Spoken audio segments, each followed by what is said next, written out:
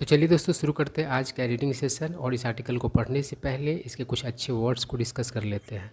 तो एक वर्ड है इस आर्टिकल का ब्राउबीट। इसका मतलब होता है धमकाना, धौंस दिखाना। उसके बाद है सैंक्शन। अब देखिए ये वर्ड मतलब कि कितना कंफ्यूज करने वाला है। सैंक्शन का अर्थ मंजूरी भी होता है, दंड भी होता है और मतलब कि प्रतिबंध भी होता है। अब बताओ, एक अर्थ पॉजिटिव है मंजूरी और दूसरा दंड है वह नेगेटिव है। तो यही सब चीज़ तो कंफ्यूज कर देता है इंग्लिश समझने में, ठीक है। और इसका वर्ब के रूप में प्रयोग किया जाता है, जैसे कि दंड देना या फिर मंजूरी देना, ठीक है। तो इनके मतलब कि जो अर्थ है इंग्लिश के वर्ड्स के सेंटेंस में जाकर ही क्लियर होते हैं। ऐसे इंडिपेंडेंट रूप से बताओ कितना उल्टा पुल्टा अर्थ देते हैं। मंजूरी देना और दंड देना दोनों तो उल्टा लगता है, लेकिन दोनों अर्थ देता है वर्ड, ठीक है। उसके बाद है डिस्काउंट। डिस्काउंट का एक अर्थ होता है छूट या फिर छूट देना, और डिस्काउंट का एक अर्थ खारिज करना भी होता है, ठीक है। उसके बाद है एडमिशन।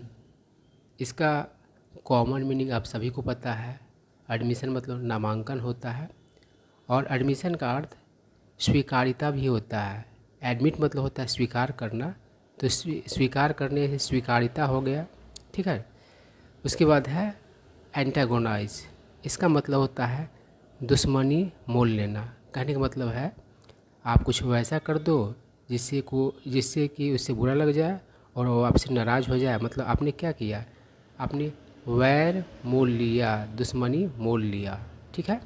उसके बाद है पे ऑफ। इसके कई अर्थ होते हैं, है ना। जैसे कि सफल होना तथा मनचाहा परिणाम देना। जैसे कि आपने कुछ वैसा किया, है ना, जिससे आपको जिससे क्या हुआ कि आपको मनचाहा परिणाम मिला और आप उस चीज़ में सफल हो गए। कोई काम करते हैं ना कोई आदमी, और वो और पे ऑफ आपको कर दिया, तो मतलब आप जैसा चाहते हो वैसा ही हो गया। आप वो काम करने में क्या हुए तो सफल हुए, ठीक है।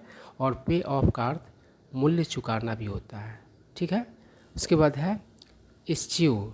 इसका मतलब होता है जानबूझकर किसी चीज़ को अवॉइड करना, है ना, या फिर उससे दूरी बनाना, ठीक है। उसके बाद है इंड्यूरिंग। इसका मतलब होता है टिकाऊ, अस्थाई। उसके बाद है टू द लाइन। इसका मतलब होता है किसी ऑर्गेनाइजेशन के मतलब सत्ता को, पॉलिसी को, मतलब कि या सिद्धांत को स्वीकार करना ना चाहते हुए भी, ठीक है। ना चाहते हुए भी मतलब कि सत्ता, नीति, सिद्धांत को स्वीकार करना। उसके बाद है टेक फॉर गारंटेड। इसका मतलब होता है घर की मुर्गी साग बराबर या दाल बराबर, या फिर महत्व तो नहीं देना, ठीक है। तो ये मतलब कि बहुत बार यूज होता है टेक फॉर ग्रांटेड। किसी ने आपको टेक फॉर ग्रांटेड ले लिया, तो कहने का मतलब है कि वो आपका महत्व नहीं समझा। आपको कुछ जो मन अपने मन से मान लिया, जैसा उसको मानना था मान लिया, ठीक है। अब चलिए आर्टिकल पढ़ते हैं। क्या कह रहा है, इंडियाज डिसीजन यानी कि भारत का निर्णय। एपस्ट्रॉफी एस लगा है तो भारत का हो जाएगा। निर्णय टू बाई मतलब खरीदने का, यानी कि भारत का खरीदने का निर्णय, यानी कि भारत का किस चीज़ को खरीदने का निर्णय, तो हाईली डिस्काउंटेड रशियन ऑयल। यानी कि हाईली मतलब होता है बहुत या बहुत ही ऊंचे स्तर का, है ना, मतलब कि छूट वाला, डिस्काउंट किया हुआ रसिया का तेल, है ना। डिस्पाइट मतलब के बावजूद, किसके बावजूद, तो वेस्टर्न सैंक्शंस यानी कि पश्चिमी देशों के प्रतिबंध के बावजूद। यहाँ पर सैंक्शन क्या अर्थ दे रहा है, प्रतिबंध। हैज़ पेड ऑफ, उस चीज़ ने क्या किया है तो मूल्य चुका है, मतलब उस चीज़ में इंडिया सफल रहा और उसको मनचाहा परिणाम मिला।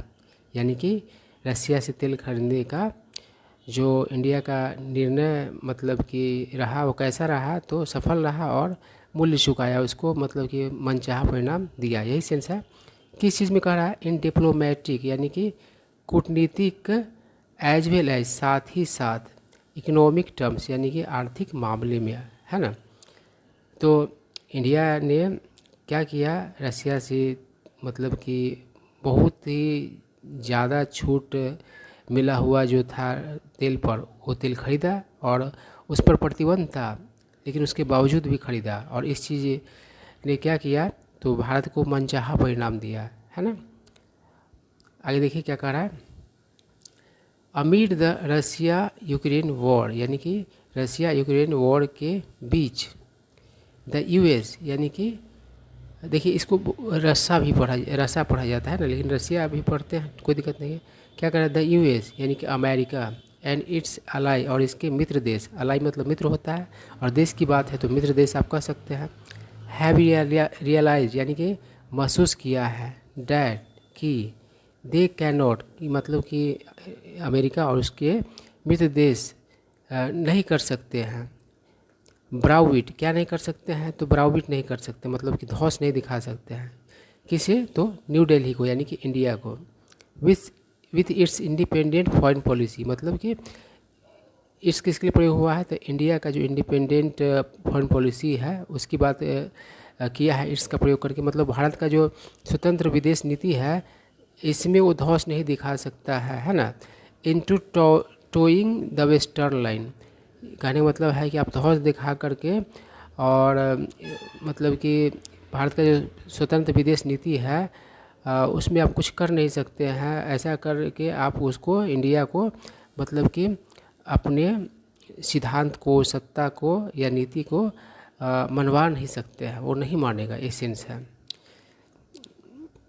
पश्चिमी देशों के लिए कहा है। आई क्या करा, US ambassador to India Eric Garcetti has claimed that, मतलब कि अमेरिका का दूत, एम्बेसडर मतलब दूत होता है या राजदूत जिसे कहा जाता है, यानी कि राजा का भी दूत है या फिर राज्य का दूत भी कह सकते हैं। और आज के डेट में तो राजतंत्र वाली बात है नहीं, तो देश का है तो मतलब कि यहाँ पर वही सेंस है, राजदूत हिंदी होता है। तो कह रहा है कि यूएस का राजदूत भारत में, है ना, एरिक गारसेटी हैज़ क्लेम मतलब कि दावा किया है, डैट कि वाशिंगटन अलाउड न्यू दिल्ली, यानी कि वाशिंगटन ने न्यू दिल्ली को मतलब कि अलाउ किया टू बाई खरीदने के लिए रशियन ऑयल यानी कि रसिया का तेल, टू इंश्योर यानी पक्का करने के लिए, डैट कि द प्राइसेज यानी कि मूल्य, डिड नॉट गो अप यानी कि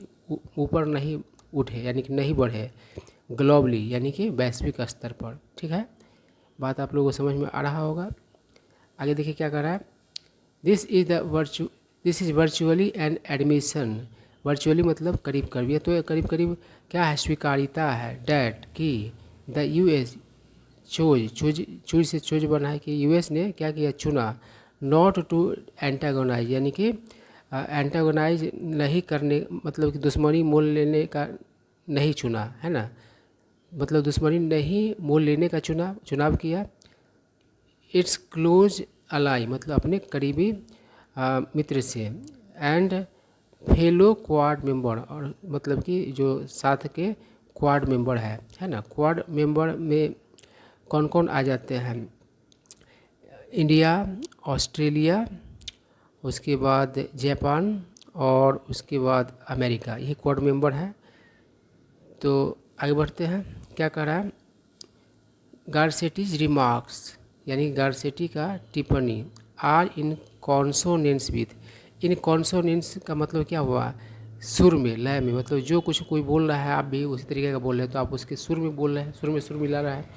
तो वो ग्रेसिटीज़ का रिमार्क्स कैसा है, तो in consonance with US treasury assistant secretary Eric van Nostrand's statement. तो इतना बड़ा तो मतलब कि एक कर दिया, परिचय दे दिया है। तो यूएस का जो treasury assistant secretary Eric van Nostrand मतलब कि है, उसका जो मतलब कि बयान था उसके सुर में ही है, मतलब ऐसा ही ये भी बयान है। लास्ट मंथ, जो कि पिछले महीने में उसका बयान था, डैट कि द यूएस यानी कि यूएस ने हैड नॉट आस्क्ड यानी कि इंडिया को नहीं कहा था to cut Russian oil imports, यानी कि भारत सॉरी रशिया के मतलब कि जो तेल आयात है उसको कम करने के लिए, है ना। चलिए बात आसान है, आप लोग समझ पा रहे होंगे। क्या कर रहा है, रेजिस्ट मतलब होता है अपोज करना, विरोध करना। इंटेंस मतलब तीव्र, और इंटेंस का मतलब अति भी होता है। प्रेशर मतलब दबाव। कराए कि अत्यधिक दबाव का विरोध करते हुए इंडिया हैज़ मैनेज्ड, यानी कि इंडिया कामयाब रहा है किसी काम को करने में। और मतलब कि किसी को मैनेज कर लेते किसी काम को, तो इस काम को करने में आप मतलब कामयाब होते हैं, ठीक है ना। मैनेज जैसे मैनेज टू स्किप मतलब भागने में सफल। तो भारत जो है कामयाब रहा है to strike a fine balance, यानी कि अच्छा संतुलन बनाने में। स्ट्राइक अ बैलेंस मतलब संतुलन स्थापित करना, बनाना। Between its growing proximity, growing मतलब बढ़ता हुआ, प्रॉक्सिमिटी मतलब निकटता, यानी कि इंडिया का जो बढ़ता हुआ निकटता है टू द यूएस यानी अमेरिका के साथ। एंड इट्स टाइम टेस्टेड मतलब होता है लंबे समय से उपयोगी, मान्य, है ना। ट्रेड टाइज यानी कि व्यापार संबंध विथ रशिया, यानी कि रशिया के साथ, है ना। तो यानी कि इंडिया ने अच्छे तरीके से संतुलन बिठाया है, और किन किन के बीच संतुलन बैठाया है तो समझ में आ ही रहा है कि बढ़ता हुआ जो निकटता है अमेरिका से उसके बीच, और जो टाइम टेस्टेड मतलब व्यापार संबंध है रशिया के साथ उसके बीच, है ना। आई क्या कर रहा है, with India being the world's third largest consumer of crude oil, its import dependency is more than 85%। New Delhi's approach has been guided by national needs. चलिए आसान बात है। तो क्या करा है, इंडिया का क्या होने से, तो संसार का तीसरा सबसे बड़ा मतलब उपभोक्ता किस चीज़ का, कच्चा तेल का। तो कह रहा है कि इट्स इम्पोर्ट डिपेंडेंसी, तो इसका जो निर्भरता है, आयात निर्भरता है, इस मोर देन 85%, ये मतलब 85% से ज़्यादा निर्भरता है ना। यानी कि 85% से ज़्यादा जो है आयातित तेल ही, मतलब आयात किया हुआ तेल ही यूज़ किया जाता है इंडिया में, क्रूड ऑयल, है ना। न्यू दिल्लीज अप्रोच यानी इंडिया का, न्यू दिल्ली भारत की राजधानी है, तो इस तरीके से न्यूज़पेपर में लिखा आता है, यानी कि इंडिया आप कह सकते हैं का जो अप्रोच रहा है, अप्रोच मतलब मेथड, तरीका, वो कैसा रहा है, वो गाइडेड रहा है, यानी कि प्रभावित रहा है बाय नेशनल नीड्स, यानी कि राष्ट्रीय आवश्यकता के अनुसार, मतलब कि प्रभावित रहा है। जिस तरीके का राष्ट्रीय आवश्यकता होता है उस तरीके से मतलब कि तरीका अपनाता है इंडिया, है ना। आई क्या कर रहा है, कमेंडेबली मतलब प्रशंसनीय तरीके से, सराहनीय तरीके से, इंडियाज क्रूड ऑयल इंपोर्ट यानी कि भारत का कच्चा तेल आयात, बिल यानी कि बिल, फेल यानी कि गिरा, to 132.40 billion dollar in 2023-24, down यानी कि इतना हो गया, है ना। कहाँ से नीचे आया, कहाँ से, तो फ्रॉम 157.50 बिलियन डॉलर, यहाँ से इन 2022-23, है ना। यानी कि 2022-23 में 157.50 डॉलर था, और वहाँ से गिर करके 2023-24 में कितना हो गया बिलियन, तो 132.40 बिलियन डॉलर हो गया। आई क्या करा, द परचेज यानी कि खरीदारी ऑफ रशियन ऑयल यानी कि रशिया के तेल का, एट अ गुड डिस्काउंट यानी अच्छे छूट पर, लार्जली हेल्प यानी बड़े पैमाने पर मदद किया द कंट्री यानी कि देश को, यानी कि इंडिया को, मेक सिग्निफिकेंट सेविंग्स यानी कि अच्छा खासा बचाव करने में। सिग्निफिकेंट मतलब महत्वपूर्ण होता है, और अमाउंट की बात की जा रही है तो अच्छा खासा आप कह सकते हैं। जैसे सिग्निफिकेंट चेंज होता है तो अच्छा खासा बदलाव होता है, तो यही सेंस है। आगे देखिए क्या कर रहा है, new Delhi has made it clear यानी न्यू दिल्ली ने साफ किया है डैट कि it won't let it's ties with US and other western Nations impact it's enduring engagement with Russia. तो कह रहा है कि इंडिया ने, न्यू दिल्ली ने यानी इंडिया ने साफ किया है कि यह अलाउ नहीं करेगा, लेट मतलब अलाउ करना, अपने संबंध को जो यूएस के साथ है उसका संबंध, और अन्य मतलब कि पश्चिमी देशों के साथ है, वो प्रभावित करे, है ना। इसके टिकाऊ इंगेजमेंट किसके साथ, तो रशिया के साथ। अब इंगेजमेंट मतलब तो मंगनी होता है, शादी विवाह के समय इंगेजमेंट होता है ना, इसका अर्थ वचनबद्धता भी होता है और लड़ाई भी होता है। देखिए जिस वजह से भी किसी के साथ इंगेज है तो उसको आप इंगेजमेंट कह सकते हैं। तो ट्रेड के रूप में यहाँ पर इंगेजमेंट का बात है रसिया के साथ, है ना, व्यापार के रूप में, तो यही सेंस है। आइए देखिए क्या कह रहा है, एक्सटर्नल अफेयर्स मिनिस्टर मतलब विदेश मंत्री एस जयशंकर ने पुट इट प्लेनली मतलब कि साफ साफ कहना, एट यानी कि साफ साफ कहा, पुट प्लेनली मतलब साफ साफ कहना, तो यहाँ पर साफ साफ कहा ये बात है। At the Munich security conference यानी कि इस जगह पर म्यूनिक सिक्योरिटी कॉन्फ्रेंस में इन फेब्रुवरी मतलब फरवरी में, different countries and different relationships have different histories. क्या कहा कि अलग अलग देशों के क्या होते हैं, different countries and different relation यानी कि अलग अलग देशों और अलग अलग रिश्तों के अलग अलग इतिहास होते हैं, है ना। ऐसा नहीं है कि एक देश से जो मतलब कि रिलेशन है उसके कारण दूसरा देश से रिलेशन गड़बड़ा जाए, कारण कि हर देश के साथ मतलब कि एक अलग हिस्ट्री है रिलेशनशिप का, यही सेंस है।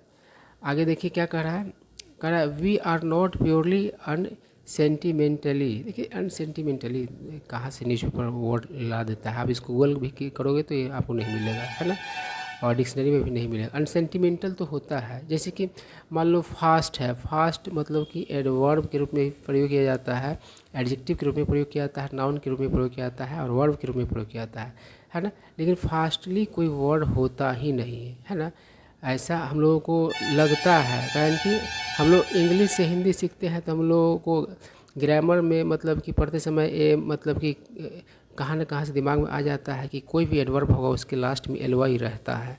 ऐसा नहीं है, कोई ज़रूरी नहीं है कि सब एडवर्ब के लास्ट में एल वाई रहे ही, ठीक है। एडवर्ब के लास्ट में एल वाई रहता है लेकिन सब एडवर्ब के लास्ट में एल वाई रहे ये ज़रूरी नहीं है। तो फास्टली कोई वर्ड होता ही नहीं है, तो न्यूज़पेपर वाले कहाँ से ला दिए इस वर्ड को, समझ में नहीं आता, है ना। तो अनसेंटिमेंटल मतलब क्या होता है,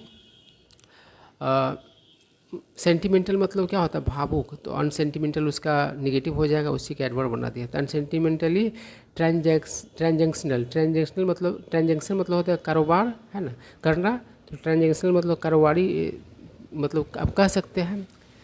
तो क्या करा है, वी आर नॉट प्योरली मतलब कम्प्लीट मतलब हम लोग कम्प्लीटली क्या है, अनसेंटिमेंटल ट्रांजैक्शनल नहीं है ना। दिस पॉलिसी ऑफ इश्यूइंग, यह जो नीति है मतलब परहेज करने का, दूर रहने का, यूनिडायमेंशनल रिलेशनशिप एक तरफा रिश्तों से, in the emerging multipolar world order, यानी कि जो उभरता हुआ जो मल्टीपोलर संसार मतलब कि वर्ल्ड ऑर्डर है, मतलब संसारिक व्यवस्था है ना। मल्टीपोलर अगर कहने का सेंस क्या है, मतलब कि किसी चीज़ का बहुत सारा क्या हो, ध्रुव हो।